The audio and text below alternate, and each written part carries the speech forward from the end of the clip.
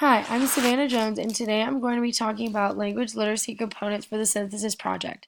The first part of my graphic organizer is the balanced literacy components in writing, right here on the top left. I started off with this section because these components just show the different types of writing in a classroom. It is very important to have a balanced literacy classroom, and these three components go along with that. First, interactive writing. In interactive writing, it is important to know that the teacher and students share the pen, which means that both the teacher and students are writing, and this can be used in small or large group settings.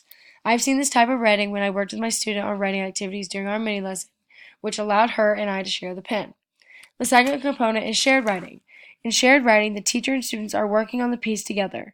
The teacher is writing the ideas that the students are giving, so the students are contributing to the work. I saw this when my student Elena was telling me emotions that she felt during one of our mentor texts, and I was writing them down. Another example could be if the teacher was at the front of the room and her students are both sharing ideas while the teacher is writing them on the board. The third component is independent writing. The students will write by themselves in independent writing.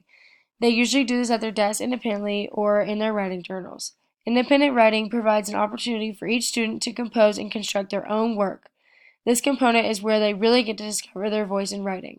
These three components can all be part of Writer's Workshop, and there are three parts of the writing workshop. The first aspect of the workshop is the mini lesson with the mentor text. This part of the writing workshop is when a teacher teaches a certain part of writing by composing a mini lesson and choosing a mentor text that goes along with that lesson, and it's fun and creative. This aspect of the writing workshop is important because it usually reteaches a part of the writing that the students didn't understand, or it could be for extra help on that topic. Each week in class, we created a mini lesson with a mentor text to teach our students different aspects of writing. Some topics that were included in these mini lessons were ideas, organization, sentence fluency, and more, which are part of the 6 traits of writing that we'll get to in a second. The second aspect of the writing workshop is writing time. The writing time often follows the mini lesson and mentor text. The writing was focused on the strategy and topic that was discussed in the mini lesson. Sometimes I would write, and then my student would write, and sometimes we would write together or independently. It just depended on the day and the lesson. The third aspect of the writing workshop is sharing time. This time is important because it allows the students to share with their peers or the teacher the work that they have written. So the reason there's an arrow at the top connecting writing workshop to the 6 traits of writing is because you can do workshops on those different traits of writing, which is what we did during our time with our students. These two categories also connect to the writing process stages because during our times with our student, we basically go through the stages of writing as well while incorporating the different literacy components. The next category I will talk about is the writing process stages. There are 6 stages in this process. The first stage is rehearsing and pre-writing. This stage really is a rehearsal for writing, and during it, the students should be brainstorming possible topics and identifying an audience.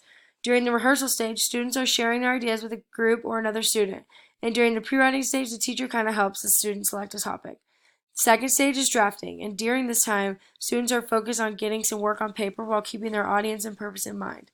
I saw this stage when my students started writing sentences and ideas, but things were spelled incorrectly and not in complete sentences, which was okay since it was a drafting stage. Third stage is revising, and in this stage, they narrow down the topic, and there's a lot of rewriting for clarity and for smooth ideas until they become clear.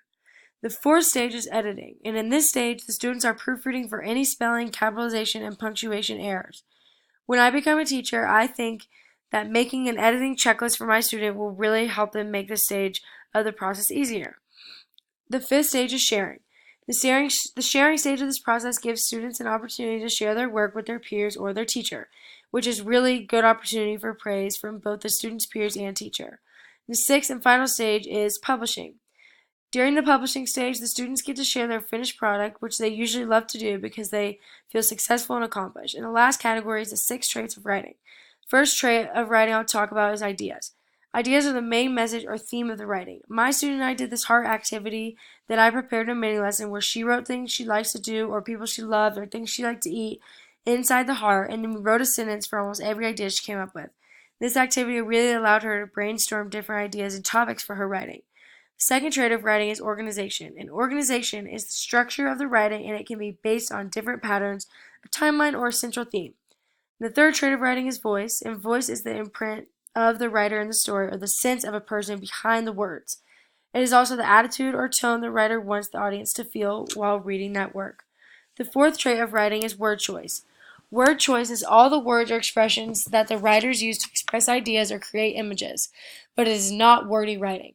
With my students, I created a mini lesson to help her with describing words, and I saw her word choice improve in the next sentence she wrote in her story. Fifth trait is sentence fluency, and that's just the flow of the language in the story. And it is as much auditory as it is written, and it's basically the rhythm of the sentences and how they sound, which means that the sentences are easy to read and they're understandable to the reader. And the sixth trait is conventions, and these are just the rules of the written text.